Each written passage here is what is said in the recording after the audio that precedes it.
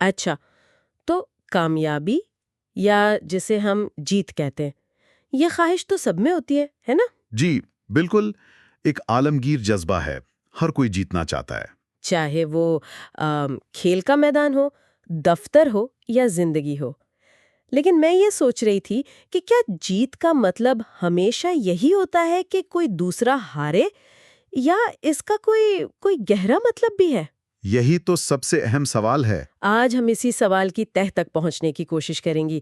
ہمارے پاس ڈانس وٹلی کی مشہور کتاب کامیابی کی نفسیات یعنی دا سائیکالوجی آف وننگ پر مبنی کچھ بہت دلچسپ مواد ہیں، اور مقصد صرف خلاصہ بیان کرنا نہیں بلکہ یہ سمجھنا ہے کہ وٹلی کے مطابق جیت کا حقیقی تصور کیا ہے۔ بالکل، اور یہ سمجھنا بہت ضروری ہے کہ یہ کتاب صرف کوئی ٹرافی جیتنے کے بارے میں نہیں ہے۔ اچھا، یہ ایک خاص قسم کی ذہنیت، ایک مائنڈ سیٹ بنانے کا، آپ کہہ لیں کہ ایک خاکہ پیش کرتی ہے۔ وٹلی کا بنیادی نقطہ ہی یہی ہے کہ کامیابی ایک اندرونی کھیل ہے۔ اس کا آغاز خود شناسی سے ہوتا ہے، باہر کی دنیا سے نہیں۔ تو اصل مقابلہ دوسروں سے نہیں، خود سے ہوتا ہے۔ جی تو آئیے پھر اسی اندرونی کھیل سے شروع کرتے ہیں۔ وٹلی کی اپنی کہانی بڑی دلچسپ ہے۔ ہاں، ان کے پس منظر سے ہی ان کے نظریات سمجھ میں آتے ہیں۔ وہ 1930s اور 40 کی دہائی میں ایک عام سے گھرانے میں پلے بڑھے۔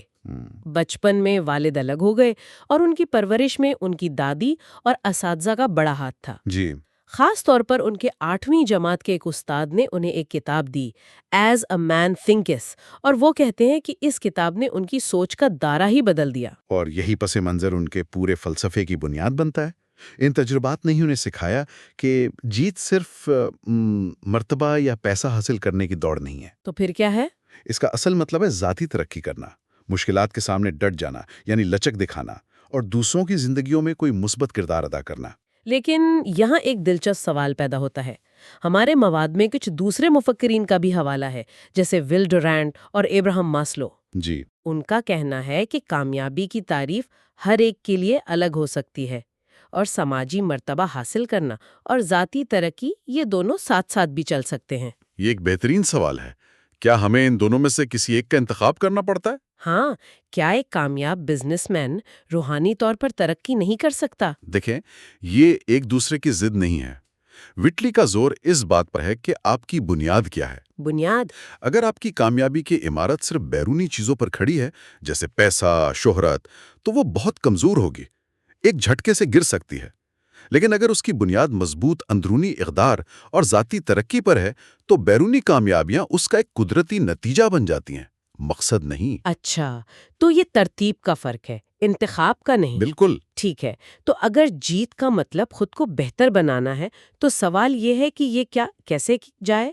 اور وٹلی نے اس کا ایک پورا نقشہ دیا ہے جو ان کی 10 خصوصیات پر مبنی ہے۔ جی، 10 خصوصیات۔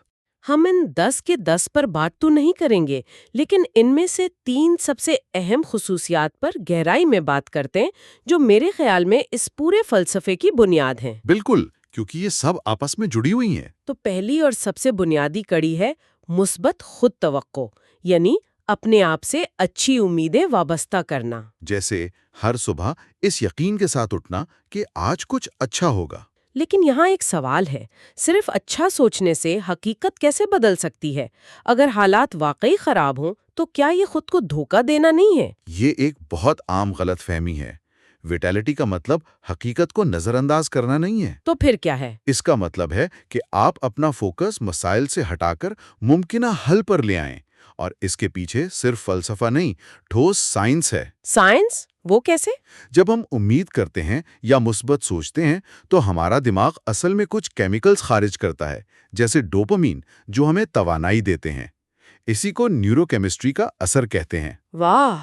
تو یہ صرف خیالی پلاؤ نہیں ہے؟ بالکل نہیں، اور یہ صرف توقعات نہیں، یہ ہمارے عمل کو بھی بدلتا ہے۔ اچھا؟ جب آپ کو یقین ہوتا ہے کہ آپ انٹرویو میں کامیاب ہوں گے تو آپ کا باڈی لینگویج بدل جاتا ہے، آپ زیادہ اعتماد سے جواب دیتے ہیں، تو آپ کا بدلا ہوا رویہ اس پیشن گوئی کو پورا کرواتا ہے۔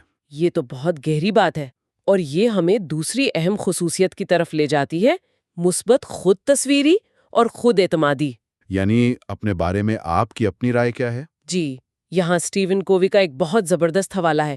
کہ عوامی کامیابیوں سے پہلے نجی فتوحات حاصل کرنا ضروری ہے۔ یعنی دنیا کو دکھانے سے پہلے اپنے اندر خود کو جیتنا پڑتا ہے۔ بالکل، اور اسی سے جڑا ہوا نفسیاتی تھرموسٹیٹ کا تصور ہے۔ ہاں، یہ بہت طاقتور تشبیہ ہے۔ میں جب اس کے بارے میں پڑھ رہی تھی میں واقعی حیران رہ گئی۔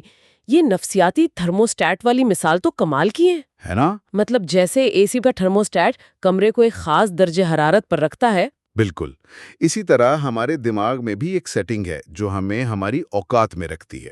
تو اگر ہمیں لاشعوری طور پر لگتا ہے کہ ہم 50,000 ماہانہ کے لائق ہیں، تو جیسے ہی ہم 70,000 پر پہنچیں گے ہم خود ہی کچھ گڑبڑ کر کے واپس 50 پر آ جائیں گے۔ کیا یہ واقعی اتنا طاقتور ہوتا ہے؟ یہ اس سے بھی زیادہ طاقتور ہوتا ہے۔ ہماری یہ خود تصویری بچپن کے تجربات، والدین، اساتذہ، ان سب کے تاثرات سے بنتی ہے۔ کسی نے بچپن میں کہہ دیا کہ تم حساب میں کمزور ہو اور ہم نے مان لیا۔ جی، لیکن سب سے اہم بات یہ ہے کہ یہ پتھر پر لکیر نہیں ہے۔ اسے دوبارہ تشکیل دیا جا سکتا ہے، ری پروگرام کیا جا سکتا ہے۔ اور یہیں پر ڈینس ویٹلی کی اپنی کہانی واپس آتی ہے۔ جب ان کے استاد نے انہیں وہ کتاب دی تو اس نے دراصل ان کے اسی نفسیاتی تھرموسٹیٹ کو ایک اونچی سطح پر سیٹ کرنے میں مدد کی۔ اور اس تھرموسٹیٹ کو اونچا سیٹ کرنے کے لیے جس چیز کی ضرورت پڑتی ہے وہ ہے ہماری تیسری خصوصیت، مثبت خود انضباطی۔ Positive self discipline. اکثر لوگ نظم و ضبط کا نام سن کر بھاگتے ہیں، اسے ایک سزا سمجھتے ہیں۔ جی، ایک بوجھ۔ لیکن ویٹلی اسے بالکل مختلف زاویے سے دیکھتے ہیں۔ وہ اسے سزا نہیں بلکہ فائدہ مند عادات سیکھنے کا عمل کہتے ہیں۔ جیسے چیمپئنز روزانہ گھنٹوں مشق کرتے ہیں۔ بالکل، یہ ان کے لیے سزا نہیں ہوتی، یہ کامیابی کی تیاری ہوتی ہے۔ ہم سب نئے سال پر جم جوائن کرتے ہیں، 2 ہفتے بعد پرانی عادتیں واپس۔ ہاں، یہ تو ہوتا ہے۔ ویٹلی کرتے ہیں کہ مسئلہ ہماری قوت ارادی میں نہیں، ہمارے سسٹم میں ہے۔ تو اس کا تعلق دماغ سے پیسے ہے؟ اس کا تعلق براہ راست دماغ کی ساکھ سے ہے۔ جب ہم کسی کام کو بار بار دہراتے ہیں تو دماغ میں نئے اعصابی راستے یعنی نیورل پاتھ ویز بنتے ہیں۔ جیسے کچے راستے پر بار بار گاڑی چلنے سے پکا راستہ بن جاتا ہے۔ بالکل ہوئی۔ شروع میں مشکل لگنے والا کام آہستہ آہستہ عادت بن جاتا ہے۔ خود انضباطی دراصل اپنے دماغ کو تربیت دینے کا عمل ہے۔ یہ تینوں خصوصیات، خود سے اچھی امید، اپنے بارے میں اچھی رائے اور خود پر نظم و ضبط، یہ تو ایک مضبوط بنیاد فراہم کرتی ہیں۔ یہ سب اندرونی کام ہے۔ لیکن آج کی دنیا میں جہاں سب کچھ دکھاوا ہے، یہ نظریات کیسے لاگو ہوتے ہیں؟ آج کل کا ایک بڑا مسئلہ ہے ہماری ڈیجیٹل شخصیت مقابلہ ہمارا حقیقی کردار۔ یہ آج کے دور کا ایک بہت بڑا چیلنج ہے۔ سوشل میڈیا پر جو کامیابی کی تصویر ہم پیش کرتے ہیں اور اس کے پیچھے کی حقیقت، اس میں اکثر بہت بڑا فرق ہوتا ہے، اور جو مواد ہم دیکھ رہے ہیں وہ اسی بات پر زور دیتا ہے کہ بنیادی اقدار، ایمانداری، دیانتداری پہلے سے کہیں زیادہ اہم ہو گئی ہیں۔ مطلب آپ آن لائن ایک پرفیکٹ زندگی دکھا سکتے ہیں، لیکن حقیقی کردار کو جعلی نہیں بنایا جا سکتا، اور جب بھروسہ ٹوٹتا ہے تو اسے دوبارہ بنانا تقریباً ناممکن ہو جاتا ہے۔ اسی حوالے سے اقدار کے 4 ستونوں کا ذکر کیا گیا ہے۔ یہ کیا ہے؟ یہ 4 ستون ہماری شخصیت کی بنیاد ہے۔ پہلا ہے تعلق کا احساس، یعنی دوسروں سے جڑے ہونے کا احساس۔ Sense of belonging. دوسرا انفرادی شناخت کا احساس، یعنی یہ جاننا کہ میں کون ہوں۔ تیسرا اہلیت کا احساس، یعنی یہ یقین کہ میں قابل ہوں۔ اور چوتھا اختیار اور قابلیت کا احساس، یعنی اپنی زندگی پر قابو رکھنے کا احساس۔ اچھا، جب حقیقی زندگی میں ان میں سے کوئی ستون کمزور ہوتا ہے تو لوگ اس کمی کو پورا کرنے کے لیے آن لائن توثیق یعنی ویلیڈیشن کی طرف بھاگتے ہیں۔ لائکس اور کامنٹس۔ جی، جو انہیں وقتی طور پر اچھا محسوس کراتے ہیں، لیکن یہ حقیقی خود اعتمادی کی جگہ نہیں لے سکتے۔ تو اس ڈیجیٹل دنیا کے چیلنجز کے باوجود ویٹلی ایک اور طاقتور تصور پیش کرتے ہیں، مرضی سے فاتح بننا۔ A winner by choice۔